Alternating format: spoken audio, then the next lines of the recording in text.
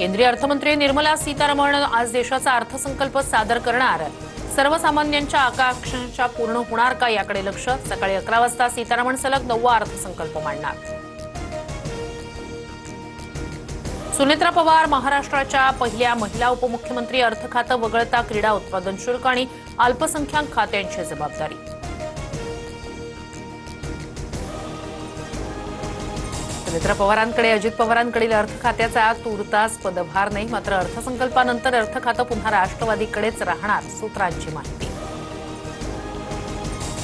अजित पवारांचा पक्ष सुरक्षित ठेवण्यासाठी घाईत शपथविधी झाला। सुनेत्रा पवारांच्या शपथविधीनंतर राष्ट्रवादीतील सूत्रांची माहिती।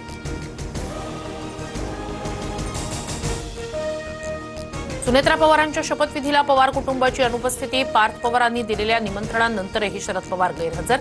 पार्थ पवारांकडून शरद पवारांची मनधरणी।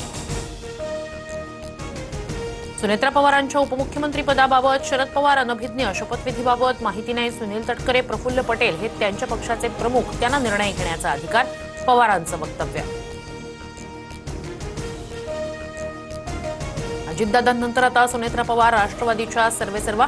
पक्षाचे सर्व संवैधानिक अधिकार आता सुनेत्रा पवारांकडे। राष्ट्रवादीच्या विधिमंडळ गटनेतेपदीही एकमतानं निवड।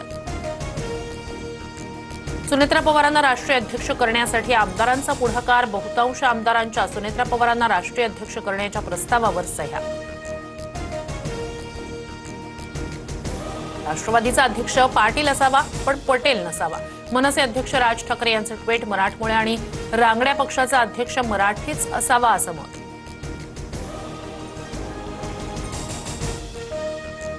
राष्ट्रवादीच्या विलिनीकरणाबाबत आता उपमुख्यमंत्री आणि इतर वरिष्ठ निर्णय घेतील। छगन भुजबळांची प्रतिक्रिया। निर्णयाचा चेंडू आता सुनेत्रा पवारांच्या कोर्टात। मध्य रेल्वेच्या ठाणे ते कल्याण स्थानकादरम्यान जलद मार्गावर आज मेगा ब्लॉक। सकाळी 10:40 ते दुपारी 3:40 मेगा ब्लॉक असणार। सीएसएमटी इथून सुटणाऱ्या जलद लोकल धीम्या मार्गावरून वळवणार।